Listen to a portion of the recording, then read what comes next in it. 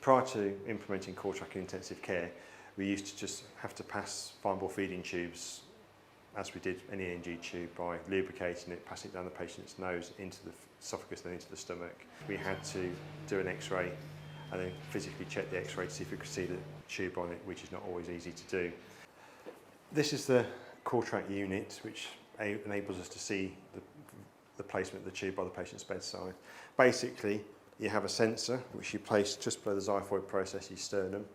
You place it on the patient's chest, and then you insert the NG tube into the patient's nose, into the oropharynx and down the esophagus. Then once it's in about 5 centimetres, you press the button, it energises a copper coil around the guide wire, which sends off a signal that the receiver picks up, and then we watch its placement on the tube, on the screen. We started using Cortrak on ITU at QEQM following a visit to a conference where I saw the machine, spoke to the representative. It was working really, really well. We really liked it. And then we had a patient executive safety visit, and where I discussed this as a patient safety and quality initiative, and a business case was wrote, and it was agreed by CMB to roll out across the trust. We knew it affected about 500 patients on each site a year, but we was never actually sure exactly how many patients this would affect. And also it being on each site, which is unique in its own way, the way it's set up. So that was the main challenges, which is why we did start the rollout at QE first, because Ian was leading on it, and then we transferred it to, waited 4 months before going on to Canterbury, and then waited a further 4 months before going on to Ashford. So, but as it was progressing, we could learn from each site and develop it, redefine the action plan and move it forward. Yeah, we're the first trust nationally in NHS England and Wales to implement this. We know that there are trusts now in Scotland and in England and Wales that are looking at what we've done and looking to replicate what we've done. Prior to introducing the electronic reminder service, outpatients relied on reminder letters being sent out second-class post 2 weeks prior to the appointment. We've switched over to using electronic reminders, so we're contacting patients using interactive text messages to mobile phones and also interactive voice messages to their landline numbers. Because it's interactive, they can send us a quick text back to either say that they're going to be attending the appointment or actually that they're unable to attend, and we can then get the appointment rearranged.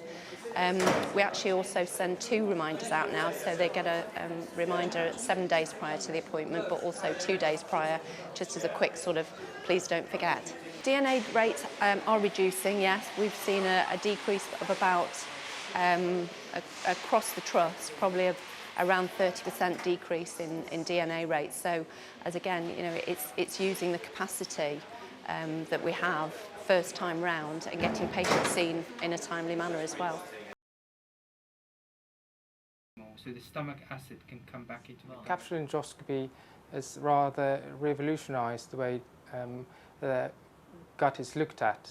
You have a small capsule that you swallow, and it records, particularly looking at the small bowel, but also images of the stomach, and more recently advances has also been made to look at the colon.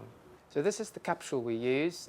It is the size of a vitamin pill, and patients will swallow this with a recorder and a belt around their waist. The images from the capsule, which has its own light source, will be recorded on the recorder around the waist and then downloaded onto a computer, something in the order of 50 to 80,000 images, which will create a video, and this is then carefully examined afterwards for any pathology.